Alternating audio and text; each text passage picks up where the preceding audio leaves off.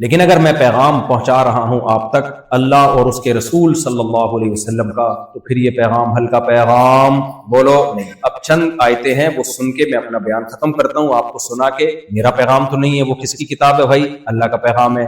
آپ سب ابھی سے نیت کر لیں، اور جتنی خواتین یہاں بیان سن رہی ہیں سب ابھی سے نیت کر لیں، اس پیغام کو ہم نے ویلیو دینی ہے، اس پیغام کو ہم نے ہلکا نہیں لینا۔ سب سے پہلا پیغام قرآن کا کیا ہے مونٹریال والوں کے لیے اور پوری دنیا والوں کے لیے؟ وَاعْبُدُوا اللَّهَ وَلَا تُشْرِكُوا بِهِ شَيْئًا، اللہ کی عبادت کرو، اللہ کے ساتھ کسی کو شریک مت کرو۔ یہ میرا پیغام نہیں ہے بھائی، کس کا پیغام ہے؟ ان الشرک لظلم عظیم، شرک چھوٹا ظلم نہیں ہے، بہت بڑا ظلم ہے، بہت بڑا جرم ہے۔ ہم نے پکارنا صرف اور صرف کس کو ہے؟ ایک اللہ، نہ کوئی اس کے سوا پکار کے لائق، نہ کوئی پیغمبر، نہ کوئی فرشتہ، نہ کوئی بزرگ، نہ کوئی ولی اللہ۔ یا ایھا الناس انتم الفقراء الی اللہ واللہ هو الغنی الحمید، اے لوگو تم سب کے سب اللہ کے در کے بھکاری ہو، فقیر ہو۔ کتنے بڑے بڑے لوگ دنیا میں پائے جاتے ہیں اور کروڑ پتی ارب پتی، اللہ سب کو کیا کہہ رہا ہے؟ فقیر۔ کسی مالدار آدمی کو آپ بول دو فقیر کہیں کے، غصہ آئے گا نا اس کو؟ اللہ ہم سب کو کہہ رہا ہے تم سب کیا ہو؟ کیونکہ جتنی بھی دولت ہو 2 منٹ لگتے ہیں اللہ تعالیٰ کی نظر ہٹی اور آدمی 2 ٹکے کا نہیں رہتا، 2 ٹکے کا نہیں رہتا۔ کووڈ میں دیکھ لو نا، ایک لہر چلی ہے، بڑے بڑوں کو پچھاڑ دیا، اس گئے، قبریں بھر گئی، قبرستان بھر گئے۔ تو ہم سب کس کے فقیر ہیں؟ کبھی کوئی پریشانی ہو پکارنا کس کو ہے؟ اللہ۔ دعا بہت بڑی عبادت ہے، آج ہم دعاؤں سے غافل ہیں۔ پتہ ہے دعاؤں سے ہمیں کس چیز نے غافل کیا؟ وظیفوں نے۔ کس چیز نے غافل کر دیا؟ روحانی عاملوں نے۔ یہ پڑھ لو، یوں کر لو، ایسا ہو جائے گا، سرسوں کا تیل یہاں لگا لو، ناخن پہ یہاں لگا لو، 5 انگلیوں پہ لگا لو، ناک پہ تیل لگا لو، 70 بیماریاں ختم۔ پاکستان میں مارکیٹ میں سب سے زیادہ منجن کون سا چل رہا ہے؟ یار تم بلا وجہ آ گئے یہاں پیسہ کمانے کے لیے، تم پاکستان میں ہوتے نا میں تمہیں اس سے آسان طریقہ بتاتا، ارب پتی بنتے، ارب پتی۔ روحانی عامل بن جاؤ، روحانی عامل بن جاؤ، جن چڑیل بھوت بگانے کا بزنس شروع کر دو۔ اس کے لیے کچھ نہ آنا زیادہ مفید ہے، بالکل جاہل ہو کے کاروبار زیادہ چلے گا۔ کوئی بھی آ رہا ہے تم پہ جادو ہے، تم پہ چڑیل ہے، تم پہ جن ہے، خاتون آ رہی ہے تم پہ تمہاری ساس نے جادو کرایا ہے، ساس آ رہی ہے تمہاری بہو نے کرایا ہے، نند نے کرا رہا ہے، جٹھانی نے کرایا ہے، پڑوسن نے کرایا ہے، کچھ بھی لکھ کے دے دو، لوگ ایسا یقین کرتے ہیں، ایسا یقین کرتے ہیں۔ میں کہتا ہوں تمہیں اگر روحانی عاملوں کے پاور اور طاقت کو تم کچھ سمجھتے ہو، تمہیں ان کے 2 نمبر ہونے کا یقین نہیں آتا، تو میں تمہارے سامنے بیٹھا ہوں 20 سال سے روحانی عاملوں کے خلاف بول رہا ہوں، چیلنج کر رہا ہوں کہ تمہارے پاس اتنے جن چڑیل بھوت، تو میرا تو کچھ بگاڑو نا یار، کوئی 2-4 چڑیلیں بھیجو ادھر۔ نہیں چڑیل اب کیا یار، تم سارا مزہ خراب کر دیا، کہہ رہے ہیں جن نہیں چڑیل بھیجو۔ اب کدھر دماغ چلا گیا؟ دیکھو بہت گہری بات، نہیں وہ چڑیلیں نہیں ہے نا ایسا۔ تو دعاؤں سے غافل ہو گئے ہم لوگ، دعاؤں سے غافل ہو گئے۔ مانگنا سیکھو اللہ تعالیٰ سے۔ اللہ کو سب سے زیادہ پسند کیا ہے؟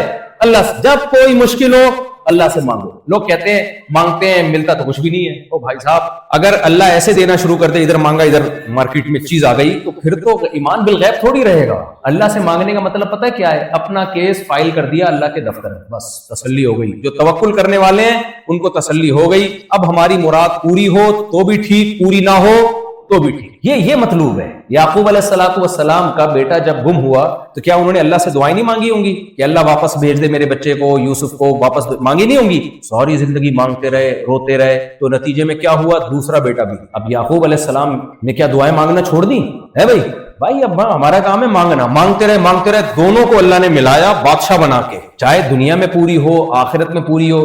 جب ہمیں کہہ دیا ہم بھکاری ہیں تو بھکاری کا کام کیا ہوتا ہے؟ مانگنا۔ کبھی آپ نے کسی بھکاری کو دیکھا ادھر مانگا نہیں ملا تو اس نے مانگنا چھوڑ دیا، اس نے کہا میں جاب کروں گا، بزنس کروں گا، لوگ تو دے گی۔ کبھی ایسا بھکاری بڑے ڈھیٹ ہوتے ہیں، کتنا ان کو ذلیل کر دو، ان کو رسوا کر دو، وہ مانگیں گے۔ چاہے قرضہ مانگنا ہو، آئیے میں استغفر اللہ، یعنی وہ کہیں اور چلا گیا، میرا دماغ کہیں اور چلا جاتا ہے۔ تو وہ اس کا کام کیا ہے؟ بھکاری کا کام ہے مانگنا۔ آپ جتنا بھی ذلیل کر دیں۔ وہ ایک آدمی کی عادت تھی، جب بھی کوئی ہوٹل میں نہاری کھا رہا ہوتا تھا نا بیٹھ کے، یہ نیمبو لے کے جاتا، نچوڑ کے اس کے ساتھ شریک ہو جاتا کہ میں نے بھی تھوڑا سا مدد کی، نیمبو نچوڑا بھائی۔ تو کہتے یار یہ کیا مصیبت ہے یار۔ تو ایک دن کیا ہوا، ایک آدمی نے نیمبو نچوڑا اور کھانا شروع ہو گیا، اس نے چیز تھپڑ لگا دیا۔ تو اس نے کہا میری ماں بھی مجھے اسی طرح چماٹے مار مار کے کھلاتی تھی، میری ماں بھی مجھے اسی طرح چماٹے مار مار کے کھلاتی تھی۔ تو ڈھیٹ آدمی ایک دفعہ عزت اپنی سائڈ پہ لگا دو، عزت عزت. ہمارے ایک دوست تھے, کبھی استاذوں سے ڈانٹ پڑتی نا, ہمیں ڈانٹ پڑتی, ہم تھوڑی بےزتی محسوس کرتے تھے, تھوڑی دیر کے لیے شاپ میں چلے جاتے تھے, ان کو ڈانٹ پڑتی کچھ بھی نہیں ہوتا. میں نے کہا یار تم کیا پتھر کہتے, عزت آنے جانے والی چیز, عزت کیا ہے, فیل نہیں کیا. تو بھکاری کو تبھی تو حدیث میں اتنا منع کیا بھیک مانگنے سے, چہرے پہ گوشت نہیں ہوگا. نبی صلی اللہ علیہ وسلم کی صحیح حدیث ہے, بھکاری کے چہرے پہ قیامت کے دن گوشت نہیں ہوگا, کیونکہ گوشت سے انسان کے چہرے پہ رونق آتی ہے. گوشت ختم ہو جائے تو وہ ایک ڈھانچہ ہے, تو اس نے اپنے چہرے کو مخلوق کے سامنے ذلیل کیا, اللہ اس کے چہرے سے قیامت کے دن گوشت نوچ لے. تو میرے بھائی, مخلوق کے سامنے بھیک مانگنا ذلت ہے, اللہ کے سامنے بھیک مانگنا عزت ہے. ہم تو ہیں ہی اللہ کے محتاج ہے بھائی, سر کے بال سے لے کے پاؤں کے ناخن تک کس کے محتاج ہیں؟ تو ہماری دعا قبول ہو پھر بھی مانگنا ہے, قبول نہیں ہو پھر بھی مانگنا. ہمارے نبی صلی اللہ علیہ وسلم نے بتا دیا ہمیں کہ اللہ کے نبی صلی اللہ علیہ وسلم نے فرمایا, اللہ بندے کی دعا قبول کرتا رہتا ہے اس وقت تک جب تک بندہ یہ نہیں کہہ دیتا کہ ایک دن بندہ تھک کے کہتا ہے میں تو مانگ رہا ہوں قبول تو ہو نہیں رہی, اس دن اللہ قبول کرنا چھوڑ دو. تو جو ہمیں لگ رہا ہوتا ہے نا قبول نہیں ہو رہی, وہ لگ رہا ہوتا ہے, حقیقت میں ہو رہی ہوتی ہے. وہ اللہ کی مرضی ہے, کیسے قبول کرتا ہے وہ. تو اس لیے بھائی ان روحانی خواتین سے خاص طور پہ کہتا ہوں, خواتین بہت پڑتی ہیں ان عاملوں کے چکر میں. مجھے نہیں پتا مونٹریال کا بڑا روحانی ڈرامے باز کون چل رہا ہے یہاں پر اس وقت مارکیٹ میں, تو ہوں گے, ہر جگہ ہوتے ہیں. تو تم پہ جن ہے, تم پہ چڑیل ہے, تم پہ یوں ہے, تم پہ فلانا ہے. یہ مذہبی لوگوں کے منجانے ہی ہے. میں جاپان گیا, وہاں میں نے کہا جن بھوت ہوتے ہیں, انہوں نے کہا ان کے جو عبادت گاہیں ہیں نا وہاں ہوتے ہیں. لیب میں ان کے کوئی جن نہیں ہوتا, کوئی بھوت نہیں ہوتا. یونیورسٹی میں کوئی چڑیل, کوئی جن, کوئی بھوت نہیں. مندروں میں جن بھی ہوں گے, بھوت بھی ہوں گے, چڑیلیں بھی ہوں گی. جہاں بھی روحانی سینٹر کھلے ہوئے نا مذہب کا, مذہب اس چیز کا نام تھوڑی ہے, مذہب تو اس کا نام ہے جو میں ابھی آپ کے سامنے پیش کر رہا ہوں. وہ کیا ہے؟ سب سے پہلا حکم مذہب کا کیا ہے؟ وَاعْبُدُوا اللَّهَ وَلَا تُشْرِكُوا بِهِ شَيْئًا. ہم نے عبادت صرف اور صرف کس کی کرنی ہے؟ ایک اللہ کی کرنی ہے. ایاک نعبد کا مطلب یہ نہیں کہ ہم تیری عبادت کرتے ہیں, ہم تیری ہی عبادت کرتے ہیں. وَإِيَّاكَ نَسْتَعِينُ, مدد صرف اور صرف اور صرف تو کس سے مانگتے ہیں؟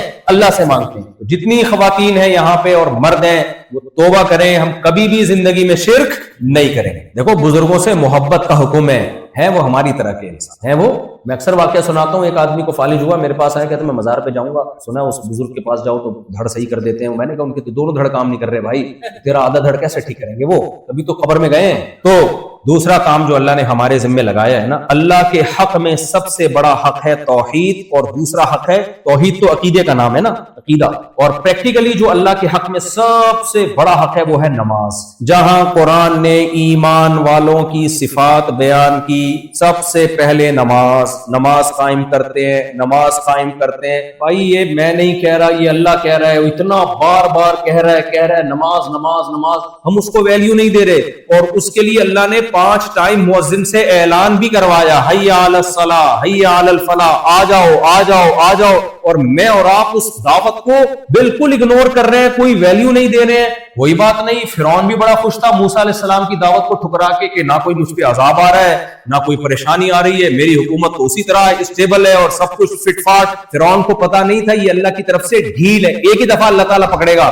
بھائی اللہ نے مؤذن کے ذمہ لگا دیا بار بار 5 ٹائم یاد دلانا ہے. گھسیٹ کے کسی کو نہیں لانا مسجد میں, گھسیٹ کے کسی کو نہیں لانا, یاد دہانی کرانی ہے. پھر میں جانوں, ذرنی ومن خلقت وحیدا, جس کو میں نے پیدا کیا میں جانوں اور وہ جانے. قیامت میں اپنے سامنے کھڑا کر کے اس میں حساب و کتاب لوں گا. نبی نے فرمایا کہ اللہ کے سامنے ہر شخص نے ایسے کھڑے ہونا ہے کہ لیس بینہ و بین اللہ ترجمان, کوئی تیسرا شخص ترجمانی کرنے والا نہیں ہوگا اللہ اور مخلوق کے درمیان. جتنی خواتین جتنے مرد یہاں بیٹھے, آج سے پکا عزم کریں ہم نے کسی قیمت پہ نماز کو ضائع بولو نہیں کرنا. اور دیکھو نماز کا پتہ چلتا ہے سفر میں اور بیماری میں کہ آپ نمازی ہیں یا نہیں. بڑے آرام سے میں جہاز میں دیکھتا ہوں لوگ نمازیں چھوڑ رہے ہیں, کوئی پتہ ہی نہیں کہ نماز کو کوئی فکر کر لیں کہ جب فلائٹ ہماری کہاں ہوگی تو کس وقت قبلہ کہاں ہوگا, کوئی ٹائم کہاں ہوگا, کچھ کوئی ایپس آتی ہیں ایسی وہ ڈاؤن لوڈ کریں, کوئی فکر نہیں. اگر نماز چھوڑنے کی کوئی گنجائش ہوتی نا اسلام میں, میدان جنگ میں اللہ کہہ دیتا چھوڑ دو. اللہ نے میدان جنگ میں حکم دیا کہ کھڑے ہو کے نہیں پڑھ سکتے, گھوڑے پہ سوار ہو کے پڑھو, پیدل پڑھو. اے اللہ اتنی ٹینشن کیوں دے رہے ہیں, بعد میں پڑھ لیں گے نا.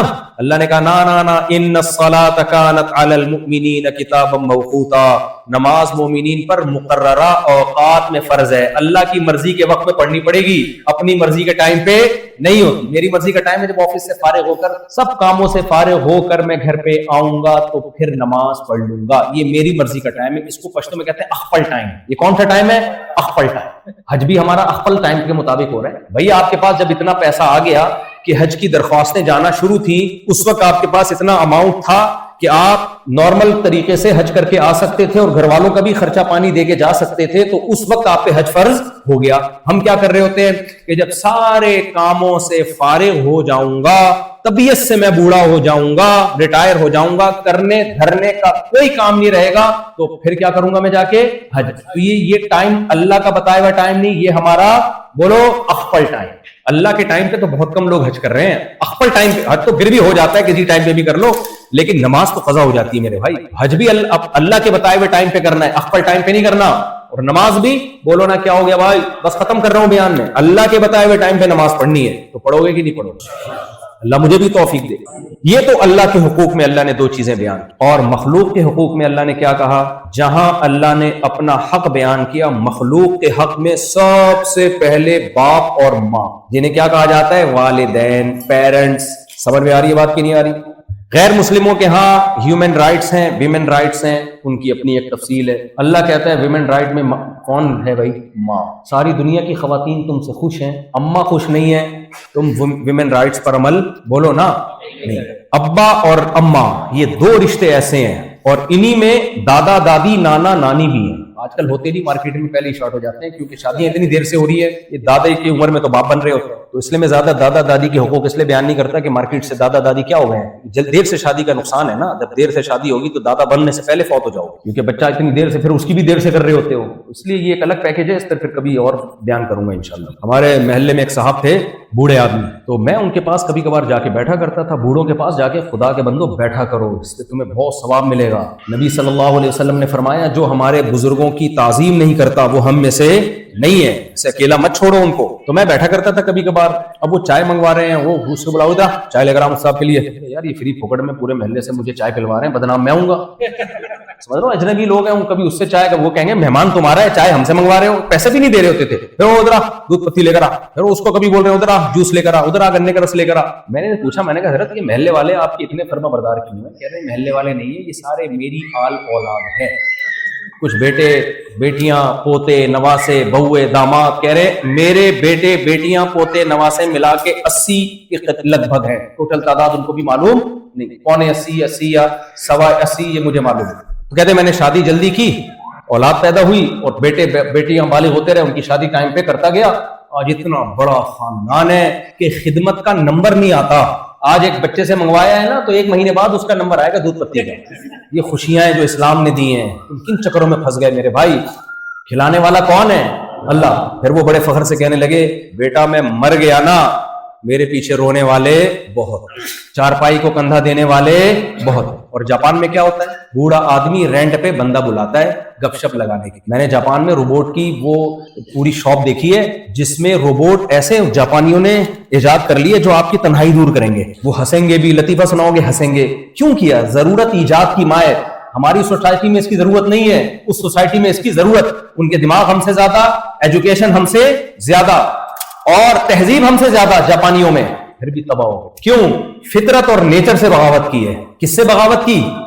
اسلام ہی تو، حسن اسلام کا یہ کہ تمہیں نیچر سکھاتا ہے، فطرت پہ لاتا ہے۔ تو خیر، اللہ نے اپنے حق کے بعد مخلوق میں سب سے بڑا حق کس کا بیان کیا؟ بولو، والدین۔ آپ لوگ جن ملکوں میں رہتے ہیں یہاں سب سے زیادہ نظر انداز والدین کو کیا جاتا ہے۔ گورنمنٹ کا لا یہ ہے کہ آپ بوڑھے ماں باپ کو گھر میں رکھنا چاہیں تو بھی رکھ سکتے ہیں، اولڈ ہاؤس میں داخل کرنا چاہیں تو بھی کر سکتے ہیں۔ گورنمنٹ نے آپ کو پرمیشن دی ہوئی ہے، آپ جانے، حکومت جانے۔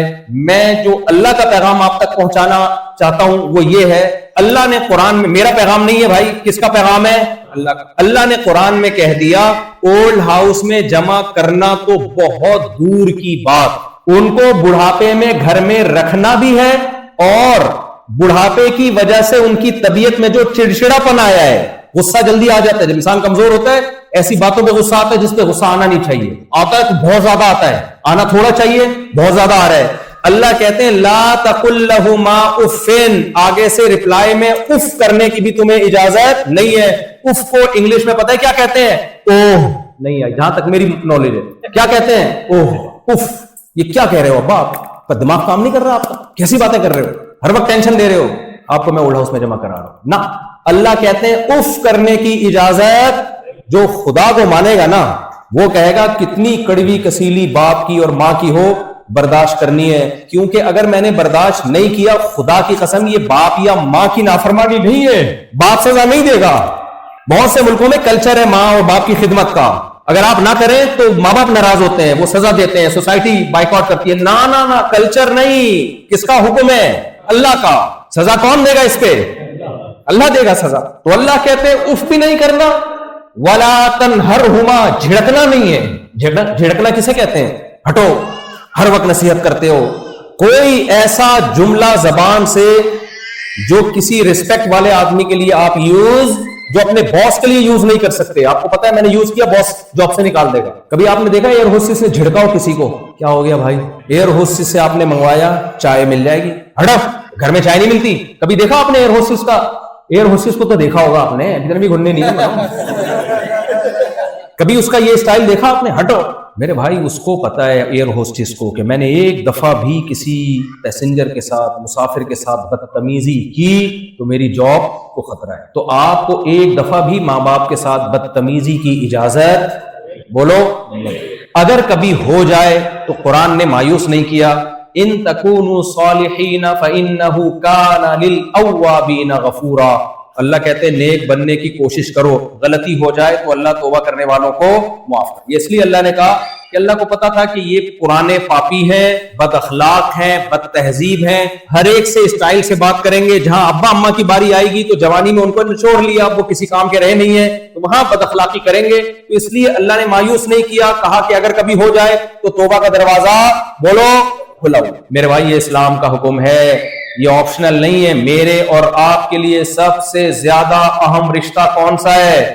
ماں اور باپ کا رشتہ ہے۔ تو اگر آپ نے ماں اور باپ کے ساتھ برا کیا، بڑھاپے میں ان کو تنہا چھوڑا آپ نے، نبی نے تو یہاں تک فرمایا جس کو بوڑھے ماں باپ ملے اور خدمت کر کے جنت کو اپنے اوپر اس نے واجب نہیں کیا، اس پر اللہ کی لعنت۔ بہترین آپشن تھا جنت کمانے کا، وہ اس نے ضائع کر دیا۔ میں سمجھا پا رہا ہوں کہ نہیں؟ ڈرا تو نہیں رہا آپ کو؟ گھبرا تو نہیں گئے؟ ٹینشن میں تو نہیں آ گئے یار یہ تو ہم سب کو جہنم میں ڈال کے جا رہے ہیں مفتی صاحب؟ نہیں بھائی، کوئی مسئلہ، رکھ لو ماں باپ۔ اس کا فائدہ کیا ہوگا؟ جب آپ کی اولاد دیکھے گی آپ اپنے ماں باپ کی اتنی کیئر کر رہے ہو تو وہ بھی کریں گے۔ آپ کو بڑھاپے میں روبوٹ کا سہارا لینے کی ضرورت، دیکھو محلوں میں کیا ہوتا ہے، سارے بوڑھے بےچارے اکیلے ایک تھڑے پہ آگے بیٹھے ہوئے ہوتے ہیں، اپنے دکھڑے شیئر کر رہے ہو، سب گھروں کے ستائے ہوئے، سب اولاد نے پورا جوانی میں نچوڑ لیا، اب ریٹائر ہو گئے تو پیسے نہیں دے رہے، تو اب ان کی کوئی بھی گھر میں نہیں۔ نہ ابھی بھی سربراہ کون ہے؟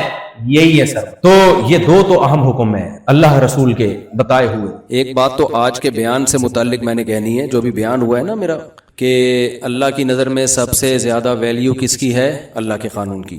ایک چیز خوب اچھی طرح سمجھ لیں کہ اس زمانے میں اسلامی ملکوں میں، غیر مسلم ملکوں میں تو اسلام ہے ہی نہیں، وہ تو ویسے ہی دعویٰ ہی نہیں کرتے۔ اسلامی ملکوں میں بھی نا، افغانستان کے علاوہ کوئی بھی کنٹری ایسا نہیں ہے جہاں عدالتوں میں مکمل اسلام کو فالو کیا جا رہا ہو، سمجھ رہے؟ کہیں بھی نہیں ہے۔ اب جب ہے ہی نہیں مکمل اسلام تو عوام پر لازم ہے کہ کسی بھی کنٹری میں جب وہ کورٹ سے فیصلہ کروائے، عدالت سے کروائے، تو اس کے بعد اس پر یہ لازم ہے کہ وہ علماء سے بھی پوچھے کہ شریعت کی روشنی میں یہ فیصلہ صحیح ہے یا غلط ہے۔ سمجھ میں آ رہی ہے بات کہ نہیں آ رہی ہے؟ کیونکہ بعض فیصلے شریعت کے فیصلے سے ٹکرا رہے ہوتے ہیں۔ تو اب یہ فیصلہ آپ نے کرنا ہے کہ آپ نے شریعت کو مقدم رکھنا ہے یا جس اسٹیٹ میں آپ رہتے ہیں اس کے قانون کو مقدم رکھنا ہے۔ یہ فیصلہ کس نے کرنا ہے؟ آپ نے۔ اور یہ فیصلہ آخرت کو سامنے رکھ کے کرنا ہے۔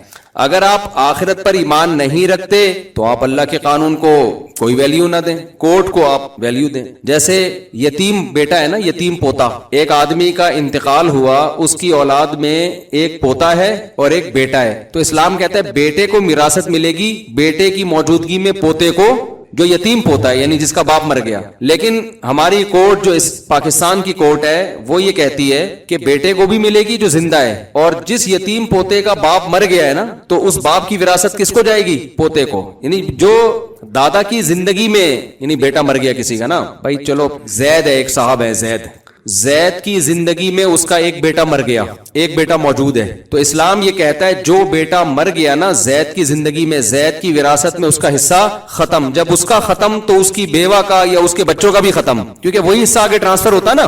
جب بیٹے کو وراثت نہیں ملے گی تو پوتے کو بھی نہیں ملے گی، جو زندہ بیٹا ہے اس کو ملے گی۔ ہاں سارے ہی بیٹے باپ کی زندگی میں مر گئے تو پھر پوتے بیٹے کے قائم مقام ہو جاتے ہیں۔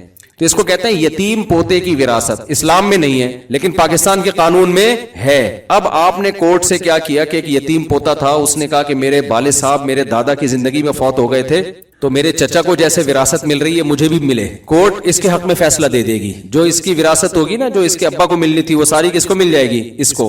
اب یہ میں مثال سے بات سمجھا رہا ہوں, لیکن اگر یہ پوتا اللہ پر ایمان رکھتا ہے, آخرت میں اللہ کے سامنے جواب دے, تو اس پر لازم ہوگا کہ وہ کورٹ سے فیصلہ کروانے کے بعد علماء سے رابطہ کرے کہ اسلام کی روشنی میں میرا حصہ بنتا ہے کہ نہیں بنتا. پوری دنیا میں کسی بھی اس مذہبی اسکالر سے جب وہ پوچھے گا نا, تو وہ کہیں گے چونکہ آپ کے چچا آپ کے ابا کی دادا کی زندگی میں زندہ تھے, تو چچا آپ کے موجود تھے, لہذا آپ کے دادا کی وراثت آپ کے چچا کو ملے گی, آپ کو نہیں ملے گی. تو اس پر لازم ہوگا اس فتوے کی روشنی میں وہ ساری وراثت لوٹا دے کس کی طرف؟ اپنے چچاؤں کی طرف. اب ایسے خود غریب و زکات کا مستحق کچھ بھی ہے, دیکھیں غریبوں کے الگ اسلام میں حقوق ہے نا, وہ وراثت میں جو حصہ ملتا ہے وہ غریبی امیری کی بیس پہ نہیں ملتا. وراثت میں اسلام کا اصول ہے کہ جب قریبی رشتہ موجود ہے تو دور کے رشتے محروم ہوتے ہیں. تو جب سگا بیٹا موجود ہے تو اسلام کہتا ہے پوتا دور کا رشتہ ہے, سگوں کے ہوتے ہوئے پوتے کو وراثت نہیں ملے گی. آ رہی ہے بات سمجھ میں کہ نہیں آ رہی ہے؟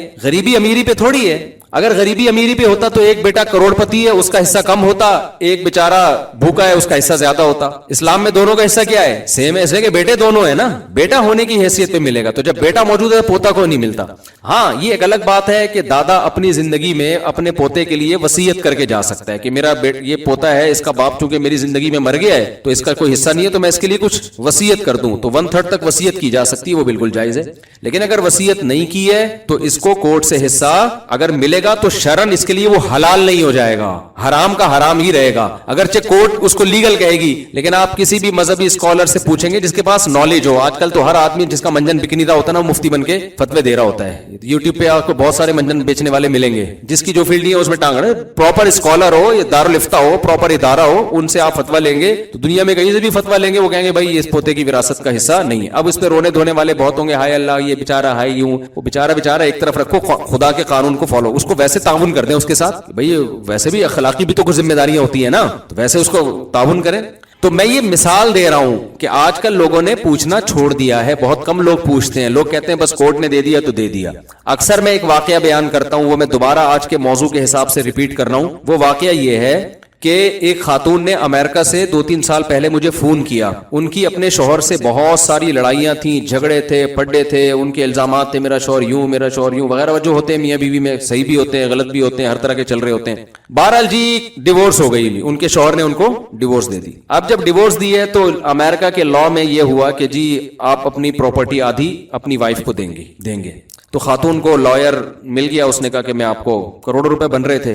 اس عورت نے مجھے فون کیا, اس کے دل میں اللہ کا خوف تھا نا. اس نے کہا میرے شوہر نے مجھے طلاق دے دی ہے, ظالم تھے, ٹھیک رویہ نہیں تھا, اب جب ڈیورس دی ہے تو مجھے آدھی پراپرٹی مل رہی ہے. میں نے کہا یہ آپ کے لیے لینا حلال؟ بولے نہیں. اسلام کا قانون یہ ہے کہ شوہر نے طلاق دے دی ہے تو جو مہر تھا وہ دینا پڑے گا اس کو, اس کے علاوہ اور نان نفقہ جو 3 مینسز تک عدت پوری ہونے تک جو بیسک نان نفقہ ہے نا آپ کا, رہائش بھی اس کے ذمے ہے اور کھانا پینا بھی اس کے ذمے ہے, اس کے علاوہ آپ کچھ بھی نہیں لے سکتی. تو انہوں نے کہا وہ تو ایسا تھا, وہ تو ویسا تھا. میں نے کہا ایسا جیسا بھی تھا تو چھوڑ دیا نا اب اس نے, جان چھوڑ گئی نا آپ کی. بھائی غلط آدمی سے شادی ہو گئی تو جان چھوڑ گئی آپ کی, کہیں اور شادی کریں آپ. لیکن یہ نہیں ہو سکتا کہ وہ آپ کو آدھی پراپرٹی, وہ امریکہ کا لا ہے, وہ اپنے حساب سے جو مرضی قانون سازی کریں. لیکن آج جو میں نے بیان کیا نا وہ یہی سمجھانے کے لیے کہ بھائی کہیں بھی کوئی لا ہے, سب سے پہلے آپ نے کس کو فالو کرنا ہے؟ اللہ کے. تو اللہ کی نظر میں وہ آپ کے لیے حلال نہیں ہے. اس نے کہا بھائی میرا لائر کہہ رہا ہے یہ تو میرا شوہر دے گا. میں نے کہا دے گا, آپ کے لیے حلال نہیں ہوگا, وہ آپ کو لے کے بھی واپس ہی کرنا ہے. آخرت کا اگر خوف آپ کے دل میں ہے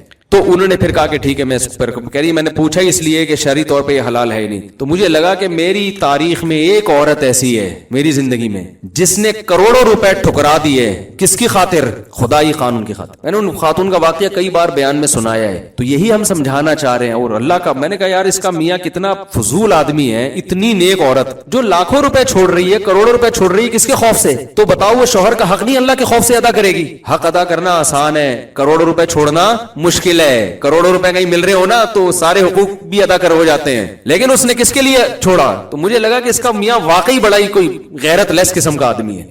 اور یہ کرنے کے بعد بھی اس کے میاں نے رجوع نہیں کیا. اس عورت نے کہا چلو جی آپ لے لیں پیسے, مجھے نہیں چاہیے کیونکہ اللہ کا حکم ہے. وہ بھی گھننا بن کے بیٹھ گیا. حالانکہ اس کو تو چاہیے تھا کہ وہ اس کے پاؤں میں گر جاتا ہے کہ تمہارے دل میں اتنا اللہ کا خوف ہے. دیکھو میاں بیوی ایک دوسرے کے حقوق ایک دوسرے کے خوف سے ادا نہیں کرتے. کس کے خوف سے ادا کرتے ہیں؟ اللہ کے خوف سے. تو جس کے دل میں اللہ کا خوف ہے وہ تو پورے حقوق ادا کرے گا.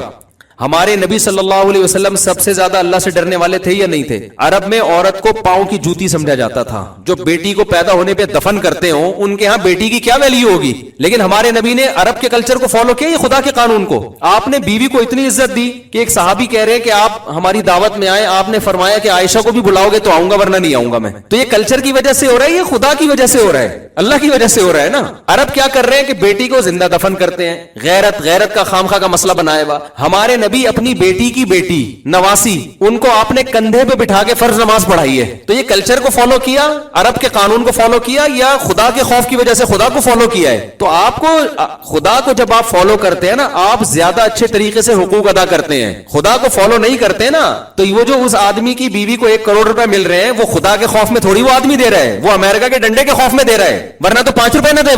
وہ طلاق ہی اسی وجہ سے لے رہی تھی کہ نان نفقہ نہیں دے رہا تھا, نالائق. یہ بھی بہت بڑی وجوہات. اللہ کے خوف سے نان نفقہ نہیں دے رہا, کورٹ میں کیس کیا تو کروڑوں روپے دے رہا ہے وہ. یہ کیا حقوق ہے بھائی؟ تو جب تک اللہ بیچ میں نہیں ہوگا نا, آپ ایک دوسرے کے حقوق ادا نہیں کرو گے.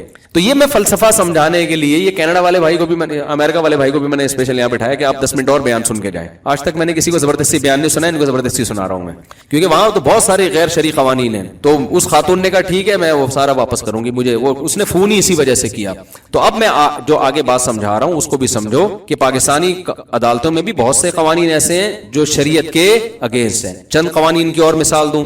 دیکھو آپ جب اپنا گھر بیچتے ہو, اسلام نے پڑوسی کو یہ رائٹ دیا ہے کہ وہ شفا کر کے آپ سے گھر خرید سکتا ہے, کیونکہ حدیث میں آتا ہے جار الداری احق بدار الجار, پڑوسی کے گھر کا پڑوسی زیادہ حقدار ہے. عربی میں جو عبارت ہے نا بڑی دلچسپ ہے, اس کا ترجمہ یہ بنتا ہے گھر کا پڑوسی, آپ کے گھر کا پڑوسی کے گھر کا زیادہ حقدار ہے. آپ کی زمین ہے یا آپ کا گھر ہے, آپ اگر بیچ رہے ہیں تو آپ پڑوسی کی پرمیشن کے بغیر تھرڈ پارٹی کو نہیں بیچ سکتے, وہ زیادہ حقدار ہے. اگر آپ نے وہ گھر زید کو بیچ دیا 1 کروڑ روپے میں, پڑوسی کہتے ہیں 1 کروڑ میں دینے کے لیے تیار ہوں, تو اسلام آپ کو پابند کرتا ہے کہ تھرڈ پرسن کے بجائے آپ نے پڑوسی کو 1 کروڑ میں بیچنا ہے. ہاں پڑوسی 1 کروڑ دے رہا ہے, سامنے والا 1.5 دے رہا ہے, یہ زیادہ دے رہا ہے, پھر سامنے والا حقدار ہے. لیکن وہی ریٹ آپ کا پڑوسی اگر دے رہا ہے جو دوسرا دے رہا ہے, تو پاکستانی قانون تو نہیں, پاکستانی قانون تو کہے گا بھئی یا دنیا کا قانون آپ کی پراپرٹی جس کو چاہے بیچیں, لیکن اسلام آپ کو پابند بناتا ہے کہ آپ پڑوسی کی پرمیشن کے بغیر اپنی زمین, چاہے وہ کھیتی باڑی کی زمین ہو چاہے وہ رہائشی گھر ہو, آپ کسی اور کو وہ گھر بولو نہیں بیچ سکتے. اس صورت میں بیچ سکتے ہیں کہ سامنے والا پیسے زیادہ دے رہا ہے, لیکن اگر وہی ریٹ سامنے پڑوسی کے ہے تو پھر آپ کو پڑوسی کو بیچنا پڑے گا. اس کو یہ رائٹ شریعت نے دیا. جب اسلامی عدالتیں تھیں نا تو اس وقت یہ ہوتا تھا, جب خلافت عثمانیہ تھی, پڑوسی کیس کر دیتا تھا جا کے کہ بھائی میں بھی 1.5 کروڑ دے رہا ہوں, یہ مجھے کیوں نہیں دیا اس نے, تو وہ پھر آپ کو دینا پڑے گا. سمجھ میں آ رہی ہے بات؟ دیکھو اسلام نے بڑا زبردست قانون بنایا نا, وراثت سے زمینیں ڈیوائڈ ہوتی ہیں, چھوٹی ہو جاتی ہیں, کسی کے کام کی نہیں رہتی. اب یا تو وراثت کے حکام کو اسلام چینج کر دیتا ہے, تو اس نے شفا کے حکام دے دیے کہ وراثت سے ڈیوائڈ ہوگی لیکن شفا کے حق سے وہ قریب ہو جائے گی, یعنی بڑی ہو جائے گی زمین. ایک آدمی کے بعد بڑی زمین ہوتی ہے تو بہت کچھ کر سکتا ہے نا وہ. اب اس میں حکمتیں کیا, میں تو حکمتوں میں نہیں پڑھنا, میں تو اسلامی لا کو دیکھنا ہے. اسی طرح خوب سمجھ لو کہ اگر آپ ایک گلی میں رہتے ہیں اور گلی آگے سے بند ہے, تو پھر اس گلی میں اگر کسی کا گھر بکتا ہے نا, تو ہر پوری گلی میں سے ہر ایک کو اختیار ہے کہ وہ شفا کر کے وہ گھر آپ سے خرید سکے, بشرطے کہ گلی ایک طرف سے بند ہو, کیونکہ ان سب کا راستہ اب جو بھی آئے گا نا تو اسی ایریا میں آئے گا وہ. تو اس کے تفصیلی حکام میں جاؤں گا تو بیان بہت لمبا ہو جائے گا. تو میرا بتانے کا مقصد یہ کہ ہمارے ہاں ہر چیز میں ہم فالو کس کو کر رہے ہیں؟ کورٹ کو. بعض دفعہ کورٹ کا قانون اسلام سے ٹکرا رہا ہوتا ہے. آپ نے گھر اگر بیچا تو خوب سمجھ لو کہ اسلام یہ کہتا ہے کہ آپ نے مثال کے طور پر زید سے ایگریمنٹ کیا کہ میں تمہیں 1 کروڑ کا گھر بیچتا ہوں, آپ نے بیچ دیا. آپ کے پڑوسی کو جیسے ہی پتا چلے گا وہ فوراً اگر گواہ بنا کے لوگوں کو کہتے کہ میں نے شفا کیا ہے, تو آپ مجبور ہو جائیں گے آپ وہ گھر اس پڑوسی کو دینے پر. یہ لازمی ہے آپ کے, لیکن آج کل لوگ اس کا خیال نہیں کر رہے ہوتے, اس سے چھپا رہے ہوتے ہیں. کتنی باتیں ہو گئی؟ دو باتیں میں نے تو قانون بتایا نا کہ یتیم پوتے کی وراثت والا. عدالتی خلا پہ تو میں 20 دفعہ بول چکا ہوں کہ وہ عدالتی خلا کی بھی یہ جو آج کل جس طرح سے کورٹ خلا دے رہی کوئی حیثیت نہیں ہے. اسی طرح خوب سمجھ لیں غیر مسلم ریاست میں کورٹ اگر مسلمانوں کی طلاق کا ڈیورس کا فیصلہ کرتی ہے تو شریعت نے غیر مسلم جج کا مسلمان پر آئلی قوانین کے جو فیصلے ہوتے ہیں نا ان کو شریعت نے کالعدم قرار دی. ان کے قانون کے لحاظ سے ٹھیک ہے لیکن آپ وہ پراپر وہاں آپ کو کسی مفتی سے بھی رابطہ کرنا پڑے گا. تو ایک بات. دوسری بات جو میں پہلے لے کے چلا تھا کہ اس وقت دنیا میں افغانستان کے علاوہ میری معلومات کے مطابق کوئی کنٹری ایسا نہیں ہے جہاں 100% اسلام ہو. تو جس ملک میں بھی آپ رہتے ہیں جب بھی کورٹ فیصلہ کرے گی نا آپ نے علماء سے پوچھنا ہے. ایک بات. دوسرا علماء سے چھپڑ میں پوچھنا ہے آپ نے. نہیں یہی بات سمجھ. وجہ اس کی ہے کہ بعض دفعہ مذہبی اسکالر حکومت کے خوف سے قانون کے ڈر سے تھوڑا سا گول مول کر کے بات بتا رہے ہوتے ہیں. وہ بھی پابند ہوتے ہیں. ان کو پتا ہے کہ اگر ہم نے بتایا تو ہم اندر ہو جائیں گے. دارالعلوم کرنگی میں کوئی کسی نے فتویٰ لیا کہ یہ عدالتی خلا صحیح ہے کہ نہیں. وہاں مفتی صاحب نے کوئی بہت پرانی بات ہے انہوں نے فتویٰ دے دیا یہ خلا کالعدم ہے. توہین عدالت کا کوئی کیس وہ اندر کر دیا ان مولانا صاحب کو. اب تو خیر اتنے مفتی کالعدم قرار دے رہے ہیں کہ وہ کس کس کو اندر کریں گے. وہ ٹھیک ہے سب سے پہلے تو مجھے اندر کریں گے. میرے اتنے بیانات ہیں عدالتی خلا کے خلاف اور میں نے تو کہا تھا اندر کر دو یار. ایک دفعہ جب جیل میں جائیں گے پبلک میں مشہور ہوگا مفتی صاحب کیوں گئے تو پتہ چلے گا یار یہ عدالتی خلا کالعدم ہے تو بات تو پھیلے گی نا. پاکستان میں جب زرداری جیل سے باہر آ سکتے ہیں تو یار ہم نے کون سا جرم کر لیا بھائی. ایک خلا پہ ہم نے اعتراض اٹھایا تو ہم کیوں نہیں باہر آئیں گے. لیکن ہمیں ڈر یہ کہ ہم شاید باہر نہ آئیں کیونکہ یہاں وہ بڑی بڑی جو چیزیں ہوتی ہیں وہ آ جاتی ہیں. ہم جیسے غریب لوگ ان کے مقابلے تو غریب ہی ہے نا بھائی. تو اس لیے یہ ضروری ہے کہ آپ جب علماء سے پوچھیں گے تو چھپڑ میں لے جا کے پوچھیں گے. چاہے سعودی عرب ہو چاہے دبئی ہو چاہے پاکستان ہو چاہے وہ یورپ ہو چاہے وہ دنیا کا مصر ہو کوئی بھی کنٹری ہو.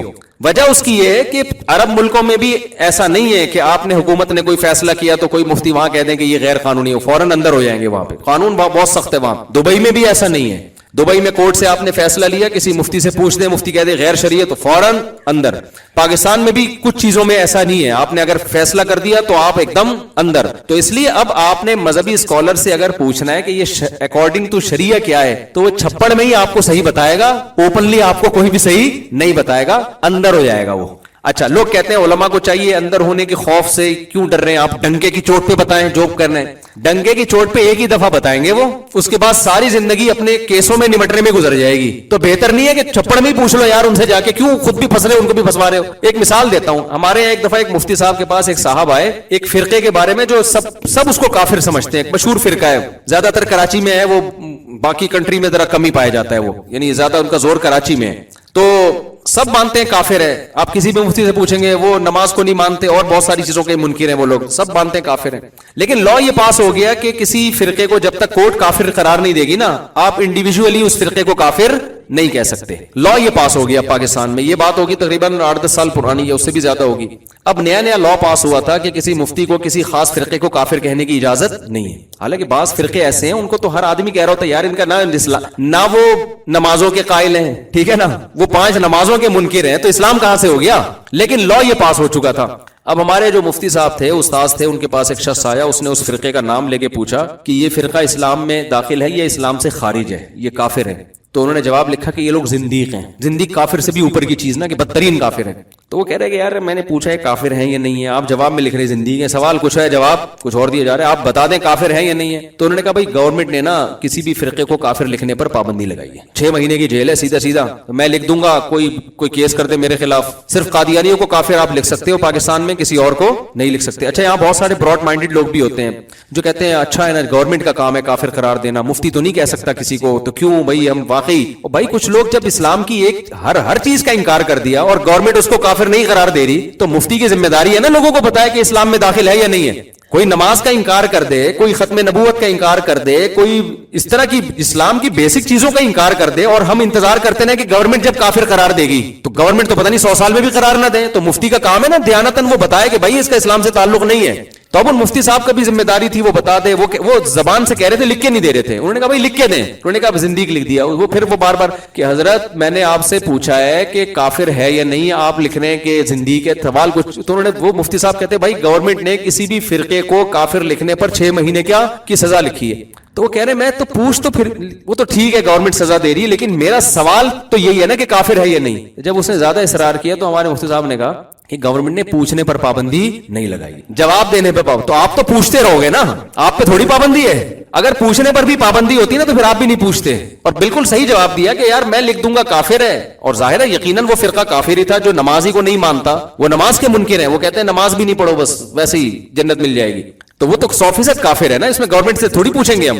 تو علماء باؤنڈری جو ہے اسلام کی وہ تو علماء بتائیں گے نا کہ اسلام کہاں سے شروع ہو رہا ہے کہاں ختم ہو رہا ہے. لیکن یہ کہ انہوں نے عقل مندی کا کام کیا, وجہ اس کی ہے کہ بھائی ہم لکھ دیں گے, ایک دفعہ کافر لکھ دیا تو پرچی لے کے چلا جائے گا, کوئی بھی کیس کر دے گا, اسٹیمپ بھی لگی ہوگی, ہم 6 مہینے اندر, 6 مہینے بعد ہم واپس آئیں گے, پھر ہم سے کوئی پوچھے گا کافر ہے یا نہیں, پھر ہم لکھ دیا کافر, پھر 6 مہینے اندر. تو دنیا میں اس کے علاوہ اور کوئی کام ہی نہیں ہوتا, تو پھر یہی کھیلتے رہتے 6 مہینے. لیکن اور دنیا میں جس نے کوئی کام کرنے ہیں تو وہ مصلحت سے کام لے گا کہ نہیں لے گا. تو یہ جو زیادہ ہوتا ہے نا حق پرست اور فنڈ, وہ کوئی ڈرتا برتا نہیں ہے, سب یہ ڈائلاگ ہوتے ہیں, بولنے کی باتیں ہوتی ہیں. عقل مند آدمی جس نے کچھ کام کرنا ہے ہمیشہ وہ ماحول کے حساب سے چلتا ہے. وہ تو بعض دفعہ علماء مجبور ہوتے ہیں, وہ نہیں بات کر سکتے ممبر پہ کھل کے, ان کو پتا ہے کہ کی تو ہمارے اوپر کیس ہو جائے گا. تو ایسی صورت میں آپ نے کیا کرنا ہے, اللہ کا خوف اگر آپ میں دل میں ہوگا تو آپ ان مولانا صاحب کو چھاؤں میں لے کے جائیں, حضرت یہ مسئلہ ہے, کورٹ نے یہ فیصلہ دیا ہے یا یہ کورٹ کا قانون ہے, آپ اکارڈنگ ٹو شریعہ بتائیں. تو وہ اس وقت سچی بچی کی بات کریں گے آپ سے کہ یہ شریعت کی روح سے ٹھیک ہے یا غلط ہے. ہاں ممبر پہ غلط بیانی سے کام لینا جائز نہیں ہے کہ ممبر پہ حکومت کے ڈر سے غلط مسئلہ بتا دیں, یہ حرام ہے. مسئلہ چھپا دینے کی اجازت ہے کہ ہم ابھی نہیں بتا رہے بھائی, چھاؤں میں ملیں گے تو بتائیں گے, اوپنلی ہم